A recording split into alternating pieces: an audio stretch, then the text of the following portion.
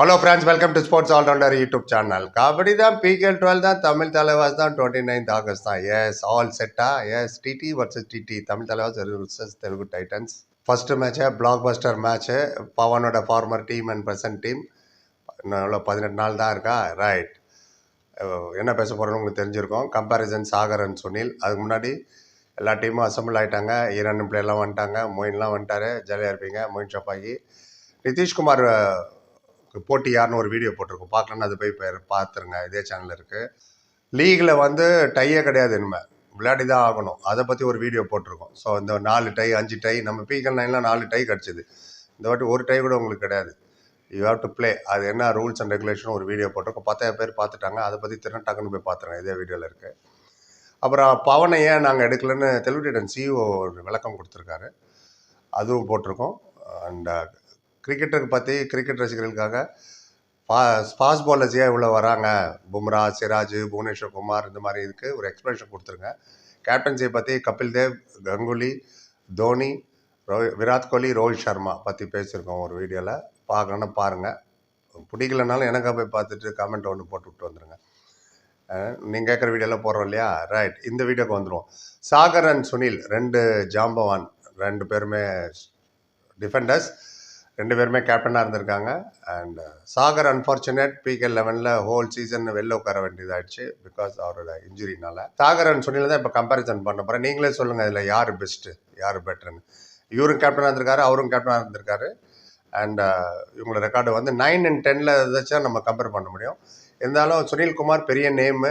அவரோட இன்டர்வியூ இருக்குது பைதவே இதே சேனலில். ஹிந்தியில் பேசுகிறா, தமிழில் டிரான்ஸ்லேட் பண்ணியிருக்கேன் பாருங்கள். சுனில்குமாரோட பர்ஃபார்மன்ஸ் இருக்குங்க இல்லையா, அவரோட ப்ரெசன்ஸை ஹோல் டிஃபென்ஸ் யூனிட் ஆகட்டும், ஹோல் ரைடர் யூனிட்டுக்கும் பெரிய ப்ளஸ்ஸு. ஏன்னா அவரோட எனர்ஜி லெவல், ஆப்போசிட் ரைடரே பயப்படுவாங்க அவரை பார்த்து. அவரை வந்து நீங்கள் வந்து ஃபசல், ஷாதுலு, சாகருக்கும் கூட கம்பேரில், சாகருக்கும் அதே கரிஷ்மா இருக்குது. அதே மாதிரி தான் அவரும் இம்பார்ட்டண்ட்டு. அண்ட் பிகேஎல் 11 ஃபஸ்ட்டு லேஸை சொல்லிடுறேன் சுனில் என்ன பண்ணாருன்னு. பிகேஎல் 11ல் வந்து 54 பாயிண்ட் எடுத்தார். 23 மேட்ச் விளாண்டார் சுனில். லீக் ஸ்டேஜில் வந்து 12 மேட்ச் ஜெயிச்சாங்க, 8 தோத்தாங்க, 2 டை, 71 பாயிண்டில் ரேங்க் நம்பர் 5. எலிமினேட்டர் 2ல் தோத்துட்டாங்க பாட்னா பேரிஸில் 31-23ன்னு. மும்பா தோத்துட்டாங்க. அதனால் அவுட் ஆஃப் த டோர்னமெண்ட் அவங்க. பிகேஎல் 10-9ல் வந்து சுனிலோட ரெக்கார்டும் சொல்கிறேன், சாகரோட ரெக்கார்டும் சொல்கிறேன். நீங்கள் டிசைட் பண்ணி சொல்லுங்கள்.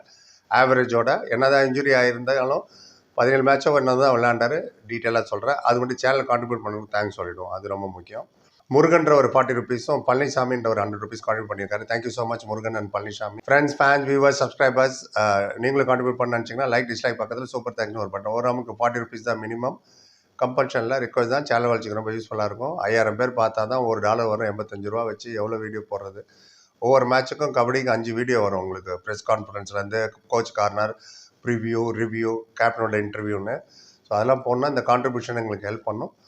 யாராவது கான்ட்ரிபியூட் பண்ணுறீங்களா, அடுத்த வீட்டில் உங்கள் பேர் நாங்களும் சொல்லுவோம். யூடியூப் உங்கள் பேர் பக்கத்தில் ப்ளூக்கெல்லாம் தேங்க்ஸ் போடுவாங்க. கம்பல்ஷனில் ரிக்வஸ்ட் தான். திருப்பி சொல்கிறேன், விஷயத்துக்கு போயிடலாம். அண்ட் பிகேஎல் 11 நான் சொல்லிட்டேன் சுனில்குமாரோட பர்ஃபார்மன்ஸ். இப்போ பிகேஎல் 10 ஆக்சுவலுக்கு வருவோம். ஃபஸ்ட்டு சுனிலை பேசிடலாம். சுனில் பார்த்தீங்கன்னா பிகேஎல் 10ல் 55 பாயிண்ட் எடுத்தார். 23 மேட்ச். அப்போ ஜெய்ப்பூருக்கு விளையாண்டார்.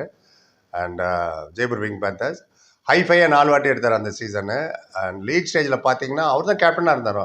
16 மேட்ச் ஜெயிச்சாங்க, 3 தோத்தாங்க, 3 டை, 92 பாயிண்ட், ரேங்க் நம்பர் 2 வந்தாங்க பிகேஎல் 10ல். அவரோட கேப்டன்சி ஸ்கில் உங்களுக்கு அதில் தெரியும். ஒரு டிஃபென்ஸ் ஸ்கில் வந்து 55 பாயிண்ட்ஸ். செமிஃபைனலில் தோத்துட்டாங்க அவங்க. ஹரியானா ஸ்டேட், அதான் மன்பிரீத் சிங், துசிக்கி அவர் தான். அவர்கிட்ட தோத்துட்டாங்க. 31-27 மார்ஜினல் டிஃபரென்ஸ் தான். 4 பாயிண்ட் டிஃப்ரென்ஸ் தான். ஜெய்ப்பூர் தோத்துட்டாங்க.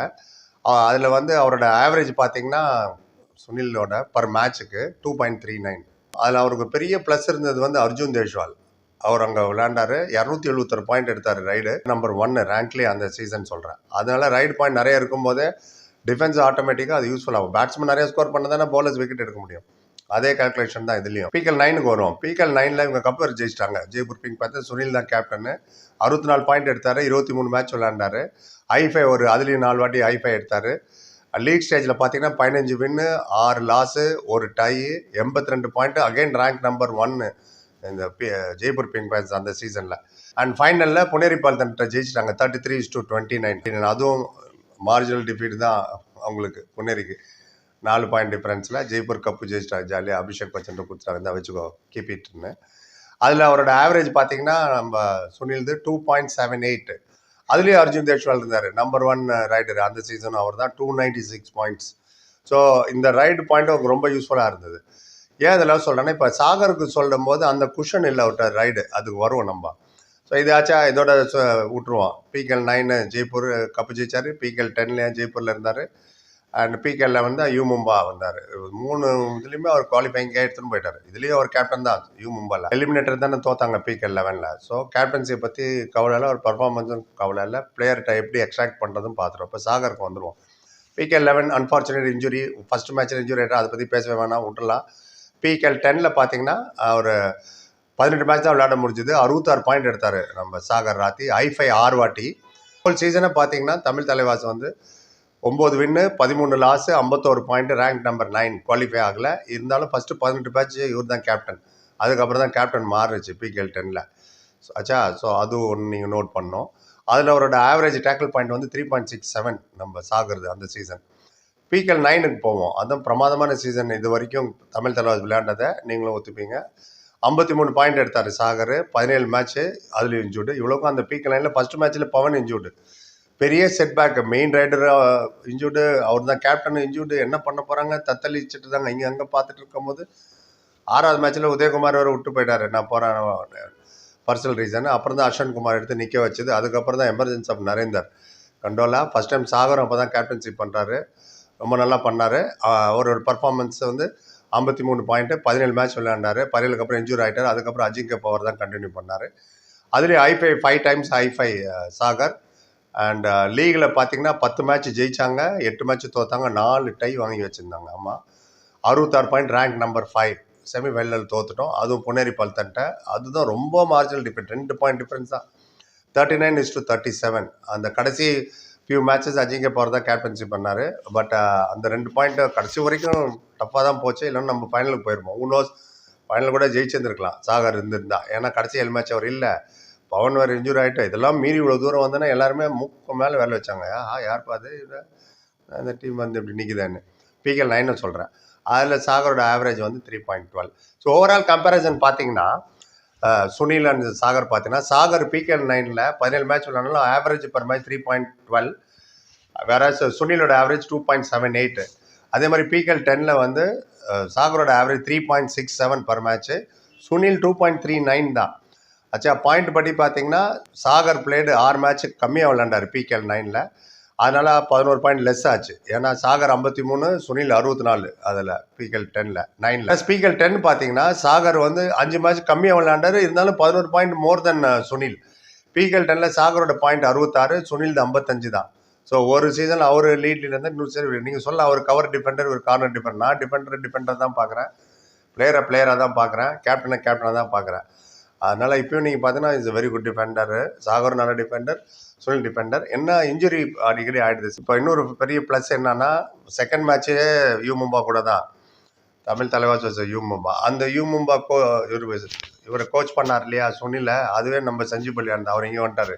ஸோ அந்த மேட்ச் அப்போ அவரோட மூவ்மெண்ட்டு டாக்டிக்ஸ் எல்லாம் சஞ்சீவ் பல்லியானுக்கு தெரியும், எப்படி அவரை டேக்கிள் பண்ணணும், எப்படி அவரோட மூவ்லாம் இருக்கும், கேப்டன்சி லெவல் ஆகட்டும், பர்ஃபார்மன்ஸ் லெவல் ஆகட்டும், அதெல்லாம் பெரிய ப்ளஸ்ஸு. இதெல்லாம் போன சீசன் நமக்கு மிஸ்ஸிங், அதனால தான் ஏகப்பட்ட குழப்பங்கள். சரி விட்டுருவோம் போன சீசனை. இதை இப்போ நீங்கள் சொல்லுங்கள், ஊஸ் பெஸ்ட் சாகரா சுனில் குமாரான்ட்டுன்னு, ஆஸ் அ பிளேயராகவோ இல்லை ஆஸ் அ கேப்டனாவோ ஓவரால் பர்ஃபார்மன்ஸ் வைஸ் உங்கள் கருத்துக்காக வெயிட் பண்ணுறேன். அப்படி பார்த்த பிறகு நன்றி. Like, comment, share and subscribe. சந்திங்க. Thank you so much.